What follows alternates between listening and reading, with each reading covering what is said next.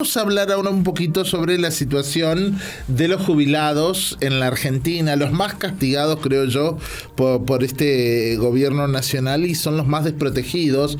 Él es una persona que sabe y muchísimo, tiene un currículum amplísimo respecto al análisis de la tercera edad, es defensor de la tercera edad en Buenos Aires. Está Eugenio Semino con nosotros, Alicia Romero y Emilio Laroca lo saludan. ¿Cómo le va? ¿Qué tal? Qué gusto saludarlo. Aquí desde Posadas Misiones, un referente respecto a las personas de la tercera edad que se encuentran ya desde hace un año y medio, por así decirlo, o más, mucho más remarcado en cuanto a la desprotección de sus derechos. No sé si coincide conmigo. Sin lugar a dudas, nosotros desde la Sociedad Iberoamericana de Geriatría y Gerontología hemos declarado la emergencia en términos de crisis humanitaria del sector de las personas mayores hace 3 años concretamente.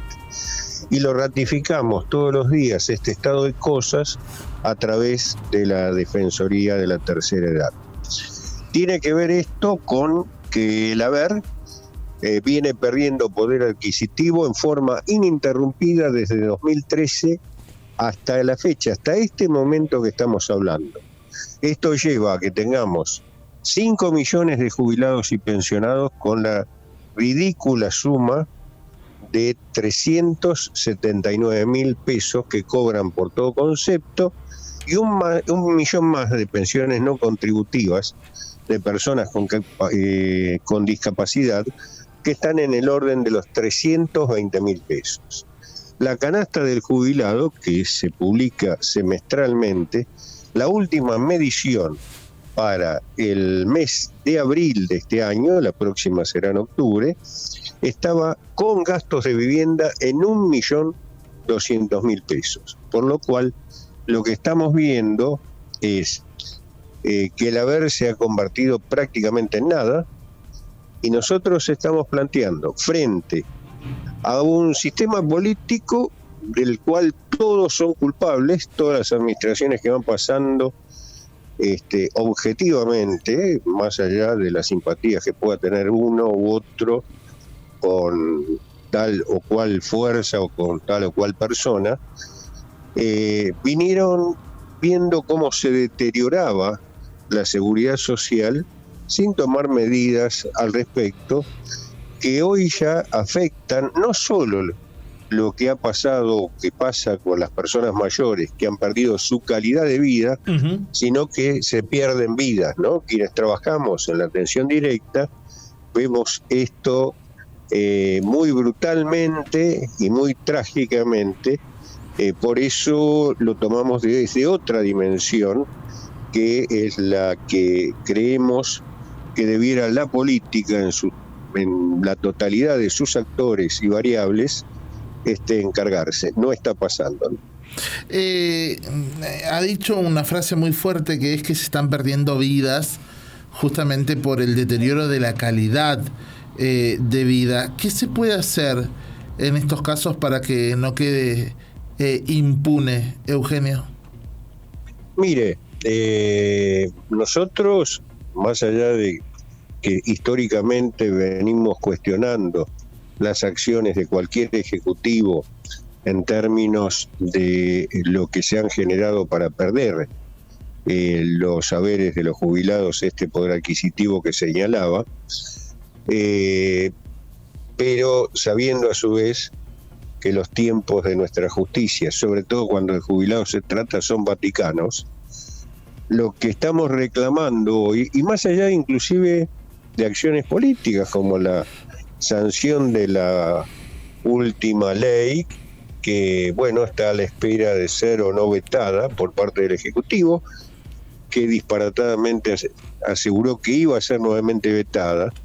Digo nuevamente porque hace un año se votó una ley similar, muchos inclusive de los que habían propulsado el proyecto, luego apoyaron el veto, un disparate. Nosotros inclusive como decía, como acudimos siempre a la justicia con el doctor Andrés Gil Domínguez, constitucionalista, tenemos cuestionado los fundamentos del veto, pero bueno, en juicios que decíamos van a tal vez a tener un resultado en un tiempo que no estemos los que ya tenemos un exceso de juventudes acumuladas para verlo. Lo que hoy hay que hacer y requerir es que más allá, y espero que no sea nuevamente vetada, pero no resolverá esto la situación de postración, digo, para tener algo gráfico, la persona que hoy está recibiendo 379.000 pesos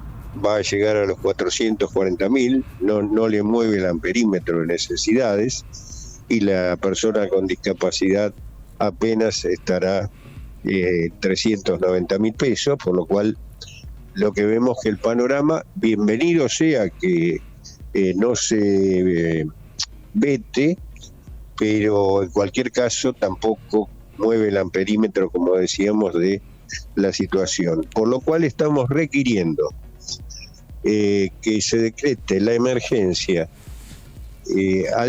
alimentaria, la emergencia sanitaria y la emergencia habitacional para estos 6 millones de argentinas y argentinos que no tengan otra cobertura a nivel social o familiar, y que para cubrir esto, porque cuando uno habla de estas cosas dice, en la seguridad social no hay plata, dicen los mismos que la liquidaron. Uh-huh. Lo que estamos requiriendo es que se comprometa el Estado Nacional a través de recursos del presupuesto nacional, los estados provinciales a través de sus propios presupuestos y los estados municipales. Por eso lo que estamos señalando es una cuestión de vida o muerte, no es algo que va a pasar en el futuro, está pasando desgraciadamente en el presente. No puede comer lo que necesita la persona que está en estas condiciones, mucho menos tener atención sanitaria en tiempo y forma, ni hablar de insumos de farmacia o medicamentos, y tampoco en los grandes centros urbanos, en las grandes ciudades, están viviendo, y lo vemos todos los días. Yo tengo la Defensoría a 5 cuadras de Plaza de Mayo, en la zona de San Telmo, de Montserrat, lo mismo ocurre en Córdoba, en Rosario, en Mendoza capital, pero están durmiendo o en la calle o están durmiendo en pensiones que son verdaderas posilgas, donde una habitación con baño compartido es el equivalente a una jubilación mínima. Dios, que es lo que tienen que pagar. Qué bárbaro. Tristísimo. Hablabas recién, Eugenio, de la baja del poder adquisitivo, pero también sabemos lo preocupante que es acceder a la salud, ¿no? Acá hay una participante, una oyente que nos está mandando un mensajito justamente que dice: soy jubilada, cobro poco, me sacaron todos los remedios. Los médicos nos atienden y nos dicen que nos atienden por lástima, dice, te cuento. Sí, y lo que están viendo en esta jubilada ahí es lo que les va a decir. Yo voy a 1 o 2 provincias por mes, y aparte estoy en este momento atendiendo a la Defensoría, lo vemos todos los días, en todos los lugares. Por eso digo que no tienen atención a la salud en tiempo y forma, mucho menos el medicamento. El medicamento todos los años aumenta el doble que la inflación prácticamente, más allá de la administración que esté. Y nadie le pone el cascabel al gato, nadie habla de la industria del medicamento, que es una actividad totalmente cartelizada, que todo el mundo sabe lo que estoy diciendo. Les doy una pauta. 2023, los medicamentos aumentaron casi el 300% con una inflación que era del 211%. Con la nueva administración, en el 2024, con una inflación del 118%, aumentaron el 200%. Y al día de hoy, en lo que vamos del año, ya aumentaron prácticamente el doble que la inflación. ¿Por qué no se habla del medicamento ni de la industria del medicamento? Porque son las actividades que en Latinoamérica financian las campañas políticas en los países, ¿no? Qué bárbaro, qué triste realmente, porque todos llegaremos a la tercera edad, ¿no? Hablaba recién de exigir el compromiso de también, no solo de las autoridades nacionales, sino también comprometer a provincias y a municipios, ¿no? Exactamente. Mira, te doy un ejemplo que por ser reciente nos va a graficar lo que estoy planteando. Hubo un desastre natural en Bahía Blanca, que fue una gran inundación. Sí. Bueno, esa gente que en pocos minutos, horas, vio cómo perdió todo lo que tenía, desde sus bienes hasta su historia, y quedó esa persona arriba de un techo, mojada, sin acceso a nada, ni a comida, ni a cama, ni... Cuando llegó el equipo de rescate, no le fueron a plantear, mire, aguante, que en 3 años va a haber un plan de vivienda maravilloso y usted va a resolver su problema. Le tuvo que dar agua, le tuvo que dar frazadas, le tuvo que dar el medicamento que necesitaba y bajarla del techo. Es decir, lo que estoy planteando con el tema de la emergencia es eso.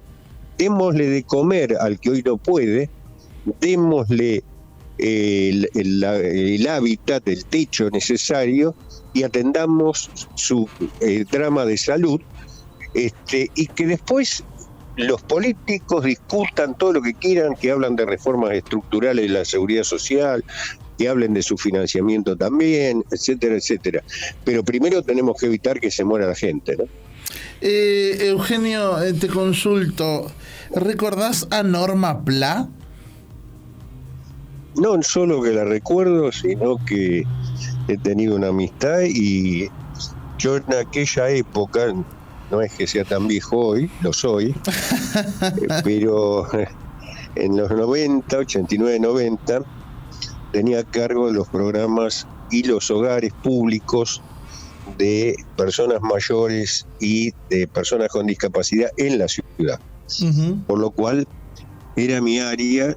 Es más, cuando toma Plaza Lavalle, Norma Pla, le mandábamos la comida para los que estaban haciendo el aguante ahí, aquella protesta.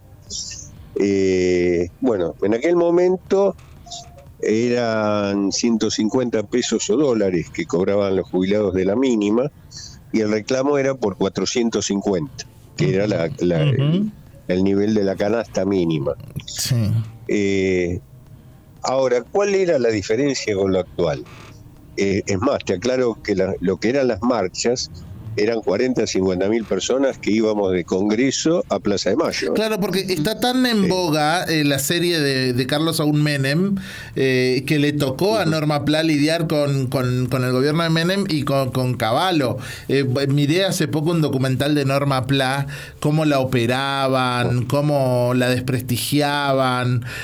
Por eso te quería llevar a lo que es la historia con Norma Pla para aquellas nuevas generaciones. Fue una gran referente de los jubilados, a lo que es hoy esa comparativa. Sí, mira, era no solo Norma Pla, la mesa coordinadora de jubilados y pensionados, que era un movimiento enorme también, que lo encabezaba otra mujer, Estrella Monteverde. Sí.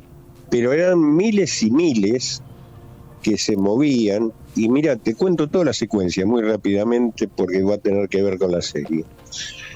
Te hablaba de esas grandes marchas, inclusive de otros dirigentes de ATE, de la CGT, de ATE, inclusive del propio peronismo, que respaldaban esas marchas, y que eran desoídas. El momento de mayor movilización fue en el 93, expresándonos contra la privatización del sistema. Uh-huh.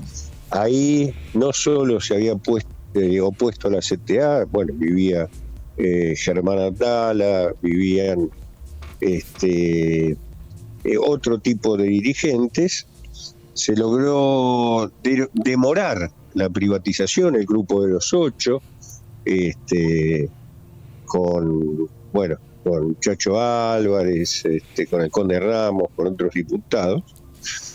Se mantenían las marchas y adentro del Congreso una postura que no solo era del progresismo tradicional, sino decía de los propios bloques oficialistas, que eran absolutamente mayoritarios, los bloques menemistas, y tuvo en eso una fuerte presencia Oraldo Brito, viejo dirigente peronista ferroviario, que falleció hace muy poco tiempo, hace 2 años, y Díaz Roy de Formosa, en diputados, que estaba contra la privatización y que lograron romper esos bloques por un tiempo. Con esas grandes movilizaciones, con el haber reunido 1 millón de firmas para que se presentaron en el Congreso para evitar la privatización. ¿Sabes lo que eran 1 millón de firmas en esa época? Por eso, se presentaron y todo, de todos modos, Menem, Cavallo privatizaron, y en el 95 sí. y en el 95 Menem gana la reelección, sí. Es decir, en pleno movimiento y contra la voluntad de los trabajadores y de los trabajadores. Y comparado con el hoy, era hoy en día, ¿estamos viviendo épocas de antes con esto, con los jubilados? No, hoy hay la marcha de los jubilados, históricamente. No, pero en cuanto a su situación económica me refiero, y de derechos. No, es mucho peor, porque en aquel momento, sí, porque en aquel momento todo esto que estamos hablando afectaba al 17% de los jubilados, que eran los de la mínima. Hoy los afectados son casi el 80%. Wow. Y las personas con discapacidad, las no contributivas, las PNC, son casi 1 millón, ¿no? Que están aún peor. Cifras, por Dios. Eugenio, tengo que agradecerte, no tengo más tiempo, tengo que hacer una pausa y cerrar el programa. Gracias por tu charla, sos un tipo que sabe un montón. Imagínate el recuerdo de Norma Play con lo que viviste en esa época, ya han pasado no sé cuántos años. Recomiendo a las nuevas generaciones que vean los documentales y la situación de los jubilados de antes. Gracias, Eugenio, te mando un gran abrazo. El agradecido soy yo, como siempre. Un fuerte abrazo.